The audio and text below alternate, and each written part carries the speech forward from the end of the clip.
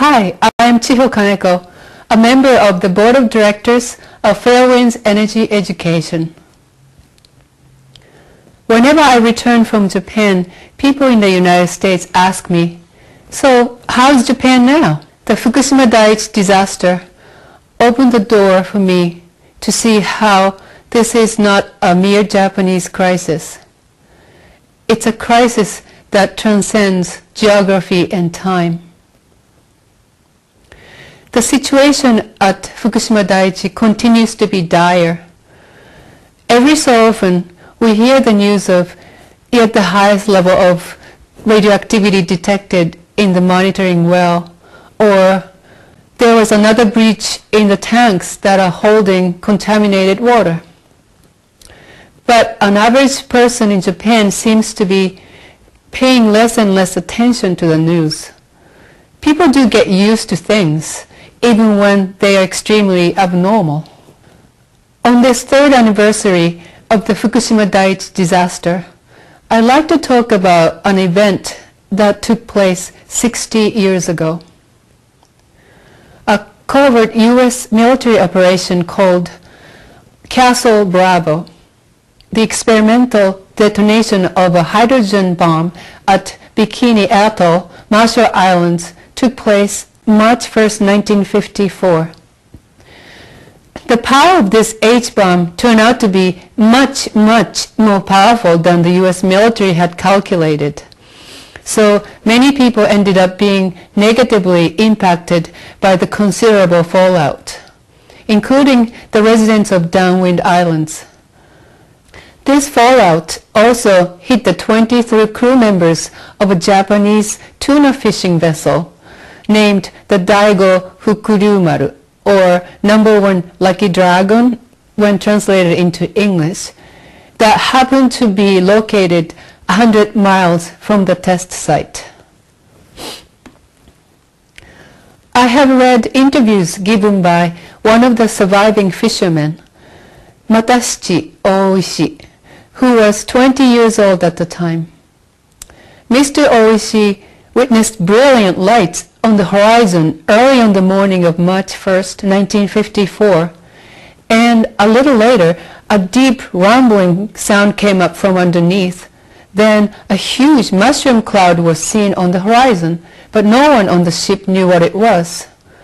In a couple hours, the mushroom cloud came rushing toward the ship, and pure white ash descended on him and the other crew members.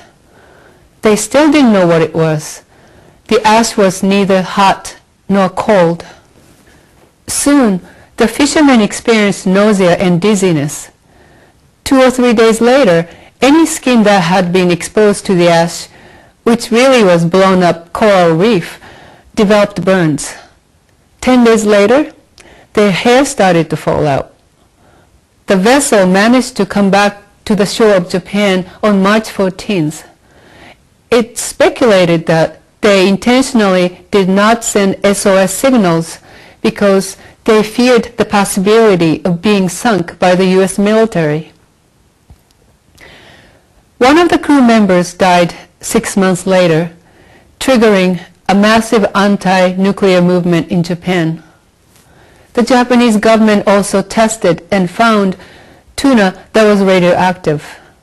Contrary to the assurance by the U.S. government that the ocean would dilute the radioactive pollutant to a negligible level, by the end of the year 1955, more than 30 million Japanese people signed a petition calling for a ban on nuclear weapons.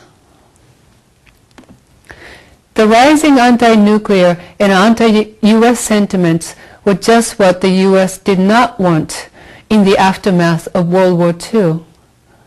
Soon the U.S. government implemented measures to protect its interests.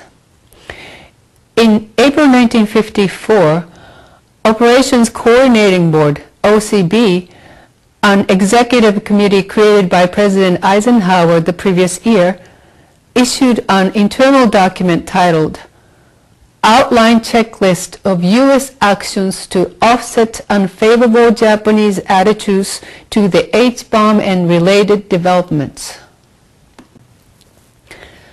An OECD report also recommended that the US should offer to build an experimental nuclear reactor in Japan. President Eisenhower had founded the U.S. Atoms for Peace program as part of the U.S. effort to spin the image of nuclear technology in the minds of the Japanese people from that of a lethal war technology to the symbol of stability and prosperity. To meet this goal, the U.S. government offered Japan, practically a U.S. colony after World War II, an opportunity to share the economic and strategic benefit of the burgeoning nuclear industry. The Japanese government willingly accepted the deal for its own ambitions, and it soon became one of the most aggressive champions of nuclear power. In 1955, the Atomic Energy Basic Law was enacted in Japan, and by mid-1960s, Japan had its first commercial nuclear power plant. This is but one tiny example of how nuclear power has been forced upon the people of Japan and the people of the world. I mentioned the name of one Daigo Fukuryumaru crew member, Matashi Oishi, but there are many people whose names we don't even know, who nevertheless were exposed, got sick, and probably died from the exposure to fallout. The residents of the Marshall Islands were forced to evacuate in the aftermath of the test, only to be returned a couple of years later to their contaminated homeland, where they were further exposed to radioactive contamination through water they drank and the food they harvested. Mr. Oishi received 2 million yen from the U.S. government, worth about $5,500 at the time. Some Japanese people called him all kinds of names and berated him for accepting this money. He also experienced discrimination for being the exposed, hibakusha. Mr. Oishi was forced to relocate and hide his true identity for many years, just as some people from Hiroshima and Nagasaki had to do, and just as some people from Fukushima must do today. The money Mr. Oishi received from the U.S. government stripped him of the right to complain forever, even when his child was stillborn and when he subsequently developed liver cancer. For all these decades, each one of us has been forced to allow more and more radiation into our environment and into our bodies. The radiation that we cannot see, smell, or taste contaminates our environments from the nuclear disasters, including 3 Mile Island and Chernobyl, through all those nuclear weapons tests, from all those depleted uranium arsenals still being dropped in Iraq and everywhere, from all the abandoned uranium mines that are contaminating the waters and the soil in the upper Great Plains and compromising the health of not only the residents of the plains but everybody in this country who eats the food that comes from there. And from all the smoke that comes out of operating coal mines that use coal from the plains that is naturally laced with uranium. Radiation exposure is difficult to quantify. Data regarding the effects of radiation on the human body has been collected since World War II, but covered up by the nuclear industry and governments that want the power of weapons and nuclear energy. Much of the real information from the past disasters is classified and often manipulated by world governments. What Mr. Oishi experienced on the ship in 1954 was an acute form of radiation exposure. But even for him, any connection between his illness and the incident has continued to be denied. The same pattern is repeated over and over throughout the world. The 35th anniversary of the 3 Mile Island accident. There are anecdotes of human illnesses and mutations in the local population substantiated by the epidemiology studies of Dr. Steve Wing from the University of North Carolina. However, officially, the U.S. government has refused to recognize the abnormalities in the health of the affected residents. Then I think about what's unfolding in Japan today. I sense something grave is happening. I have heard many Fukushima people's personal accounts of their family members or friends dying suddenly. In one case, a baby suddenly died. And these illnesses and sudden death are not just happening only in Fukushima Prefecture. People are sicker in Tokyo. And it's not just people who are sicker. I met a home gardener who lives in Kawamata, Fukushima, 30 miles from Fukushima Daiichi, and she grows loofahs, whose fruit is often dried to make bath sponges. Last year, with some trepidation, she used the seeds saved from the year before. She found flower buds directly growing out of the fruit, and some of her pole beans were abnormally gigantic. Near Fukushima City, another person saw a frog so severely deformed that at first it was difficult to tell that it was a frog, save for its hopping. These are true events described by people I met who took notes and photographs of these environmental anomalies.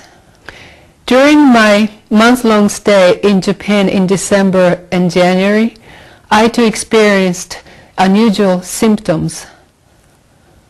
I developed a skin rash that doesn't heal. When I was in Fukushima, I developed a scratchy throat and pain in my eyes. Something is happening, and yet we cannot prove anything. The IAEA and Fukushima Medical University are working together to collect and collate the health data of Fukushima residents. Many residents fear that this effort is just a show, or worse yet, just for the sake of collecting secret data. Many people fear that the experts already have a foregone conclusion. The conclusion that if people get ill, it's not because of the Fukushima Daiichi disaster.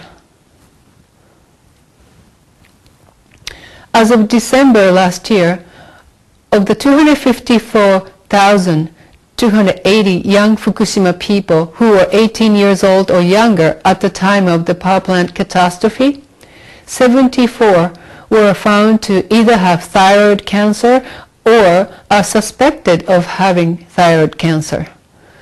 33 of these children have already needed and gone through surgery. There are different statistics for the rate of thyroid cancer among children prior to the Fukushima Daiichi disaster. Some say 1 to 2 in 1 million, others say 17 in 1 million. Compared to either of them, the current number in Fukushima is staggering.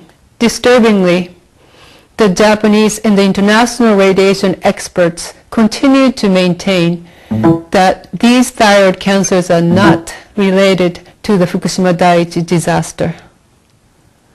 The same pattern is repeated over and over. How long will this pattern continue? Many Japanese people are confronted by different choices they have to make each day. Whether or not to wear a mask, whether or not to move with the children from their home to a less contaminated area, whether or not to buy the spinach that may contain cesium. whether or not to eat fish, because now it's known that huge amounts of strontium-90 are pouring into the Pacific Ocean from Fukushima Daiichi. TEPCO is not going to put the safety limit on nuclides, including plutonium-238, 239, 240, and uranium-235, 238 in bypassed groundwater to discharge. They are planning to discharge the pumped groundwater to the Pacific from this coming June. They are supposed to analyze the contamination, though they won't filter the pumped water. However, from their answer to the local fishery cooperative, nuclides will be excluded from the checking list. No matter how contaminated by plutonium, uranium, or americium the water is, the pumped water will be discharged limitlessly. Nuclides, which are the highest risk for the health and environment, are hardly checked in fishery products either. Potential plutonium or uranium of Fukushima plant will be discharged to the Pacific without any checking, and it can be transferred to the body of the fishery products consumers with no control. But the most important choice of our lives was never available to any of us. We were not allowed to choose whether or not we wanted to accept all the unearthed uranium and the resulting radionuclides in our lives. The Fukushima Daiichi disaster opened the door for me to see how this is not a mere Japanese crisis. It's a crisis that transcends geography and time. What can we do now? Sometimes a big part of me feels the situation is too late to remedy. This is a situation mired with the world politics and economy, the struggle for power and money. It's hard to stop the march of heavily armed people with a prayer. But I dare say every life is sacred, no matter how small it is. If we care about life, we must try to find ways to at least slow the pace of nuclear contamination, and we must focus on what's actually happening to humans, animals, and birds, and everything else on this planet, instead of consigning the interpretation of radiation's effects to the so-called experts. The truth is that once we have lost everything that sustains us, from our soil to air to water, our home, our community, and our family, no amount of money can restore them. Thank you for being here today to listen and for having expressed your concerns for this Japanese tragedy during the past 3 years. Your compassion has given me so much strength. I am also grateful to the courageously committed people in Japan. The mothers in their 20s and 30s and 40s who tirelessly petitioned the local government and schools to do more to protect children. The citizen scientists who are testing soil and food on their own and sharing it with others. The labor advocates who are shining a light on the abominable treatment of the Fukushima Daiichi workers who are jeopardizing their lives every moment. The doctors who expressed alarm after having seen the jump in health abnormalities among children in the Tokyo area. These people are the real heroes, especially given the environment in Japan today, which is getting more and more hostile to those who criticize the government policies. I hope to keep witnessing what's happening and seek truth. And I pray for all the souls of this planet. We need to get subscribed and get this unity stronger and beat YouTube at their own game. Okay, that's what this is about. Like I say, go to the remix button, hit the remix button. That way you'll have this video